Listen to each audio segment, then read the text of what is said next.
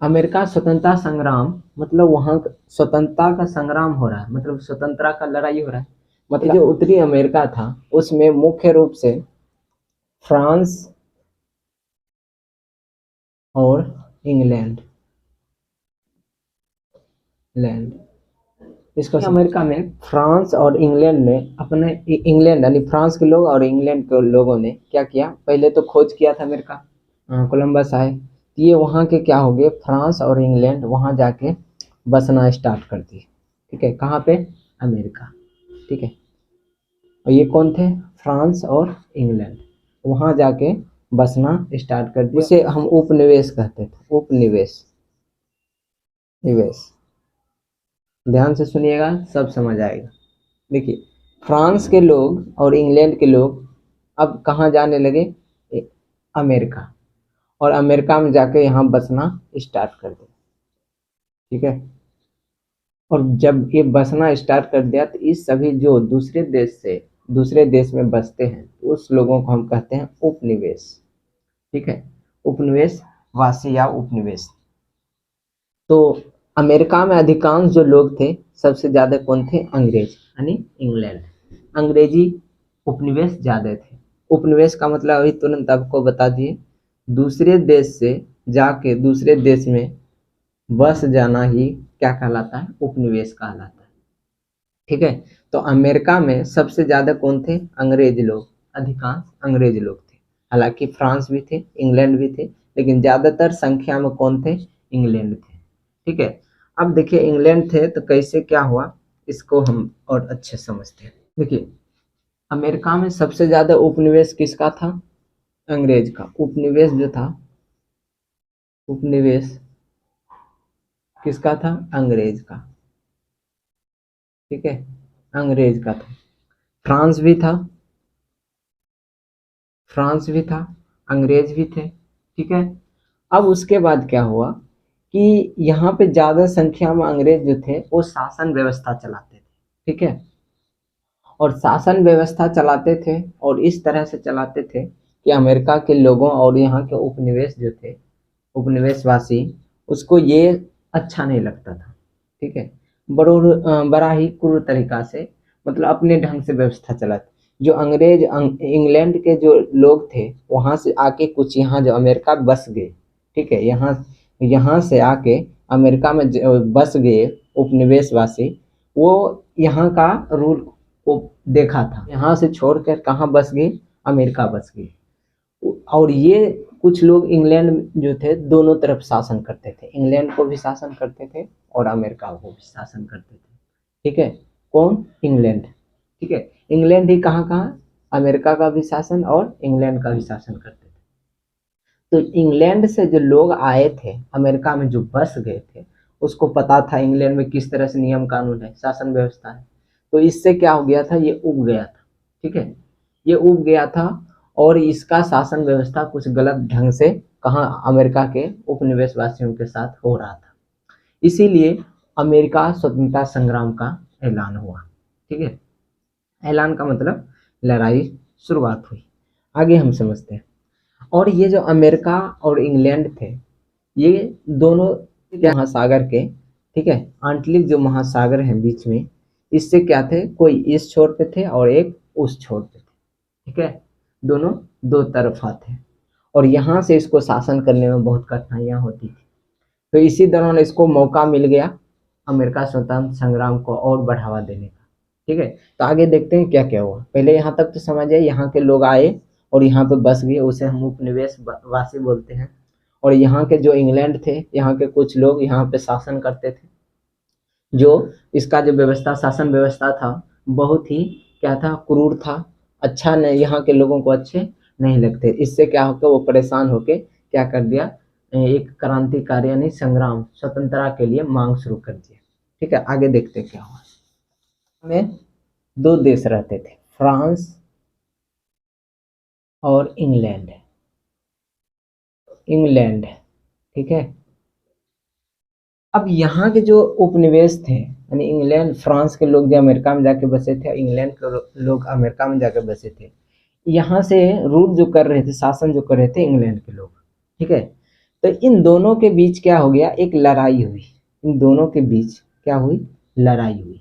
कब हुई, तो 1756 में लड़ाई स्टार्ट हुई।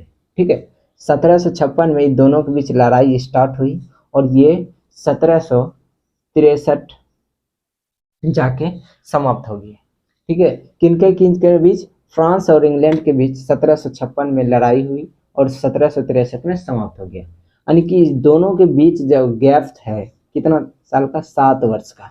ठीक है, 7 वर्ष का। इसी युद्ध को हम क्या बोलते हैं, सप्तवर्षीय युद्ध। क्या बोलते हैं इसको, क्या बोलते हैं, सप्तवर्षीय युद्ध। ठीक है, सप्तवर्षीय युद्ध। ये लड़ाई फ्रांस और इंग्लैंड के बीच हुआ, 1756 में स्टार्ट हुआ और 1763 में क्या हो गया, ये समाप्त हो गया। यानी कि 7 साल लगे टोटल, और इन्हीं को हम क्या बोलते हैं, सप्तवर्षीय युद्ध। ये क्वेश्चन बहुत ही इंपॉर्टेंट है क्योंकि ये पूछेंगे सप्तवर्षीय युद्ध कब से कब स्टार्ट हुआ, 1756 में स्टार्ट हुआ और 1763 में समाप्त हो गया। और ये किनके बीच हुआ था, फ्रांस और इंग्लैंड के बीच हुआ था। ठीक है, और इसमें क्या हो गया, फ्रांस की पराजय हो गई। फ्रांस की क्या होगी, पराजय होगी। जब पराजय होगी तो अमेरिका के लोग जो थे, अमेरिका के उपनिवेशवासी जो थे,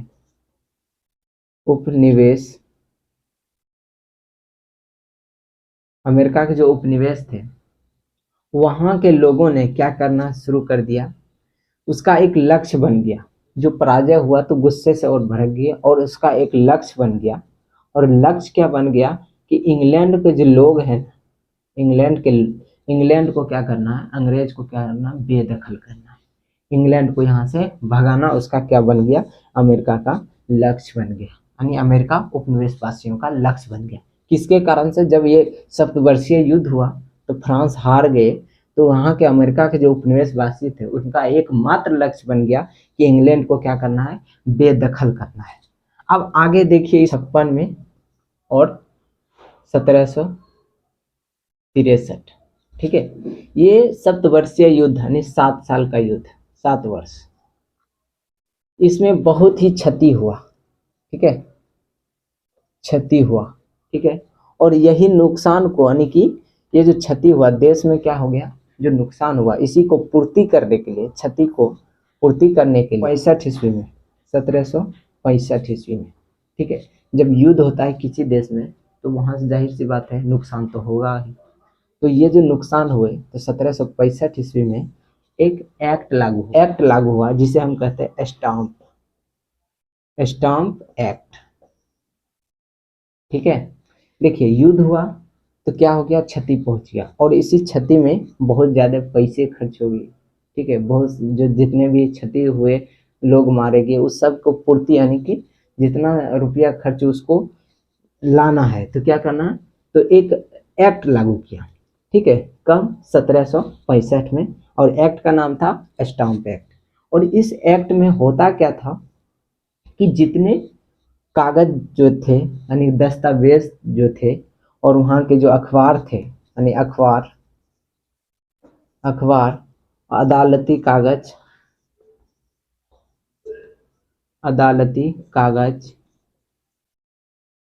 और भी है, उस सब पे क्या कर दिया, 20 सीलिंग का, सीलिंग समझते हैं, सीलिंग, 20 सीलिंग का क्या कर दिया, कर, एक तरह से कर लगा दिया। ठीक है, आप घर में जो जमीन का प्रॉपर्टी देखते होंगे तो उसमें एक चिपका रहता है, छोटा सा आता है टिकट टाइप का, उसको चिपका देते हैं, स्टाम्प उसको बोलते हैं। ठीक है, एक तरह से ये कर हुआ। जब सप्तवर्षीय युद्ध हुआ तो घाटा लगा, देश में क्या हो गया, बहुत ज्यादा क्षति हुई। उसी क्षति को पूरा करने के लिए अब कर लगाना स्टार्ट कर दिया। ठीक है, 1765 में स्टाम्प एक्ट लागू हुआ। ठीक है, और ये जो एक्ट लगाने वाले थे वो कौन थे, ठीक है, ये ग्रैनविले ये प्रधानमंत्री थे, प्रधानमंत्री।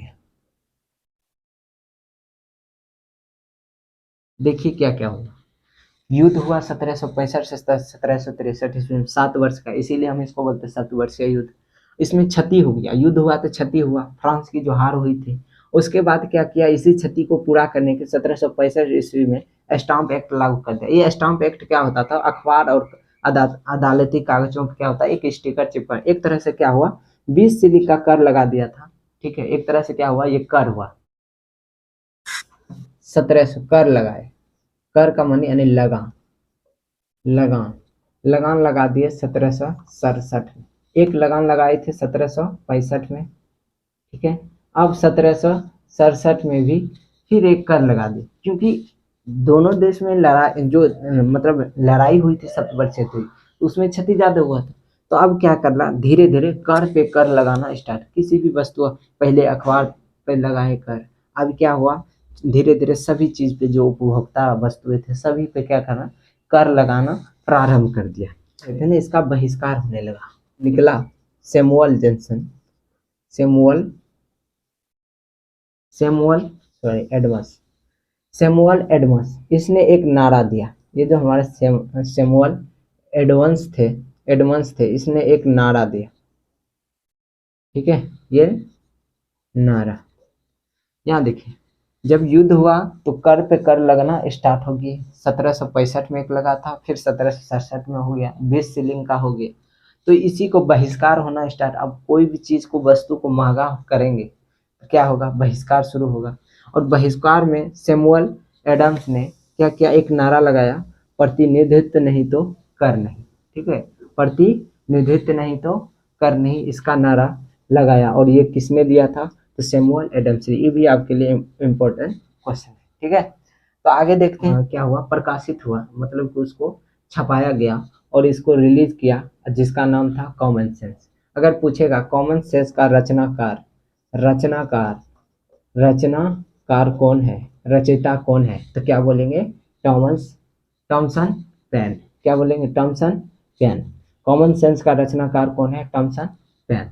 अब 1773 ईस्वी में एक चाय कानून, ठीक है, ये घटना तो होते रहा। 1773 में चाय कानून के द्वारा भारत से, कहाँ से, भारत से अमेरिका चाय भेजना क्या हो गया, प्रारंभ, यानी कि उसको अधिकार मिल गया। ठीक है, 1773 में चाय कानून के द्वारा क्या हुआ, भारत से सीधा अमेरिका चाय भेजने का एक अधिकार पत्र तैयार हुआ। ठीक है, और इसका जो विरोध, काहे कि एक तो पहले ही से कर पे कर लगा दिए थे, ऊपर से वहां आ रहे थे, वो भी भारी मात्रा में क्या होते थे, ज्यादा से ज्यादा दामों में बेचे जाते थे। तो इसका वहां के लोगों ने, उपनिवेश अमेरिका के लोगों ने क्या किया, इसका बहिष्कार किया। ठीक है, और ये जो ये पत्रिका अधिकार जो पत्र मिला, इससे और भी क्या होगी, अग्रेसित होगी वहां के लोग।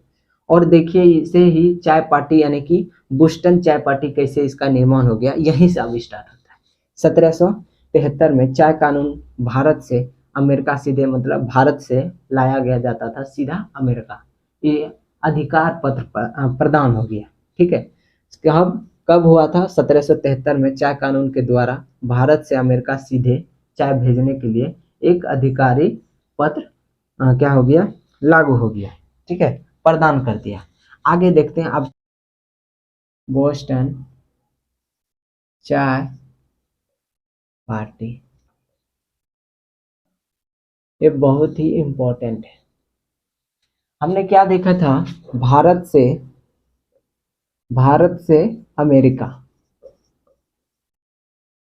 ठीक है, भारत से अमेरिका क्या लाया जाता था, चाय। और कब, 1773 ईस्वी में एक पत्र लागू किया गया। ठीक है, अधिकार पत्र, अधिकार पत्र, ठीक है, अधिकार पत्र लागू किया गया और इसके द्वारा वहां के लोगों ने बहिष्कार किया। और आगे देखिए चाय पार्टी कब हुआ, ये तो बता दिए थे पिछले, पीछे बता दिए। अब देखिए, बोस्टन चाय पार्टी जब चाय से लदा हुआ, ठीक है, जब चाय, ठीक है, चाय से लदा हुआ जहाज, ठीक है, भारत से, कहाँ से, भारत से, ठीक है, यहाँ लिख देते हैं भारत, भारत से, देखिए चाय से लदा हुआ जहाज कहाँ चल गया, अब भारत से अमेरिका जा पहुंचा, अमेरिका, ठीक है, अमेरिका जा पहुंचा। अब देखिए वहां पे क्या हुआ कि ये अमेरिका के बोस्टन स्थान है, बोस्टन एक बंदरगाह का नाम है, बोस्टन बंदरगाह गाह, ठीक है। भारत से चाय को लादा और नाव से निकला और निकलते निकले निकलते कहाँ पहुंचा, अमेरिका। अमेरिका के किस बंदरगाह पे, तो बोस्टन बंदरगाह पे। तो अमेरिका में पहले से क्या था, जंग छिड़ा हुआ था, मतलब कि वहाँ के स्वतंत्रता के लिए लोग क्या क्रांति कर रहे थे, लड़ रहे थे। तो ये जब यहाँ से जब पहुंचा, कौन सा, भारत से, कौन पता, नाव यानी जहाज, जहाज, ये उड़ने वाला जहाज का बात नहीं कर रहे, समुद्र में। तो ये जब पहुंचा कहाँ, अमेरिका के बोस्टन बंदरगाह पे। बोस्टन एक बंदरगाह बता दिए हैं क्या होता है, कि जहाँ पर बहुत सारे नाव का एक घाट, समझिए घाट जो होता है वही बंदरगाह होता है। तो जब यहाँ पहुंचा तो क्या किए, यहाँ के लोग आदिवासी के रूप में, जो अमेरिका के लोग थे, red Indian, red Indian, Indian, ये क्या कर दिए, आदिवासी के रूप ले लिए। और यहाँ पे जो नाव पहुंचा ना, बोस्टन बंदरगाह पे, वहां से लदा हुआ जहाज, जो पेटी था, चाय का जो पेटी, चाय पत्ती का जो पेटी था, उस सब को क्या कर दिए, समुद्र में फेंक दिए, ठीक है। जो चाय का पेटी था समुद्र में फेंक दिया। और इसी घटना को हम बोलते हैं बोस्टन चाय पार्टी, ठीक है। एक बार फिर से समझिए, जब भारत से लदा हुआ जहाज कहाँ, अमेरिका के बोस्टन बंदरगाह पर पहुंचे, तो अमेरिका के जो लोग थे, रेड इंडियन, ठीक है, अमेरिका के लोग को रेड इंडियन बोलते थे, उन लोगों ने आदिवासी का रूप ले लिया, वेशभूषा बना लिया, पहन लिए कपड़े, और क्या किए, ये जो जहाज थे उस पे लदा हुआ जितने पेटियां थे चाय के, यानी चाय पत्ती के, उस सब को क्या किए, समुद्र में फेंक दिए, ठीक है, समुद्र में फेंक दिए। और इसी घटना को हम क्या बोलते हैं, बोस्टन चाय पार्टी, ठीक है। इसी घटना को क्या बोलते हैं, बोस्टन चाय पार्टी। ये आपको बोस्टन चाय पार्टी आपको समझ अच्छी तरह से आ गया होगा कि बोस्टन चाय पार्टी क्या है। ये कब की घटना है, जब 1773 में एक अधिकार प्रदान पत्र हुआ है चाय पार्टी का, जो भारत से सीधा अमेरिका जाने का। तब जाके ये जो जहाज आए, तो उन्होंने क्या किए, रेड इंडियन ने जहाज से पेटी को फेंक दिए। और इसी घटना को हम क्या बोलते हैं, बोस्टन चाय पार्टी, घोषणा पत्र। इसको समझिए, थॉमस जेफरसन ने एक पत्र लागू किया, ने पत्र तैयार किया, जिस पत्र का जो नाम था, स्वतंत्रता का घोषणा पत्र, ठीक है, आजादी का घोषणा पत्र। किसके द्वारा, टॉमसन जेफरसन ने तैयार किया, कौन सा पत्र, स्वतंत्रता का घोषणा पत्र। यह आपके लिए बहुत इंपॉर्टेंट क्वेश्चन है, 9th क्लास में ये क्वेश्चन ऑब्जेक्टिव में दिया हुआ है। पूछेगा कि स्वतंत्रता का घोषणा पत्र किसने तैयार किया था, तो क्या बोलेंगे, टॉमस जेफरसन ने। या तो आप, ये जो जॉर्ज वाशिंगटन को क्या कर दिया, अमेरिका का अब सेनापति बना दिया। ये तो लड़ाई उड़ रही हुई, और जॉर्ज वाशिंगटन को क्या कर दिया, अमेरिका का सेनापति। इससे पहले स्वतंत्रता का घोषणा पत्र किसने, टॉमस जेफरसन ने प्राप्त किया था। अब इसी तरह से अमेरिका का पूरी तरह से आरंभ हो गया था जब ये सब।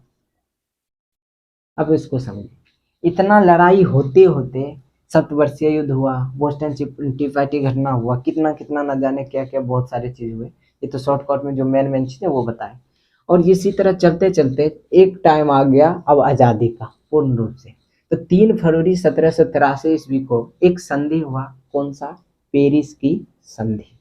और इसी संधि के दौरान अमेरिका का स्वतंत्रता संग्राम यानी युद्ध स्टार्ट जो प्रारंभ हुआ था स्वतंत्रता के लिए, यहीं पे क्या होगी, समाप्त होगी।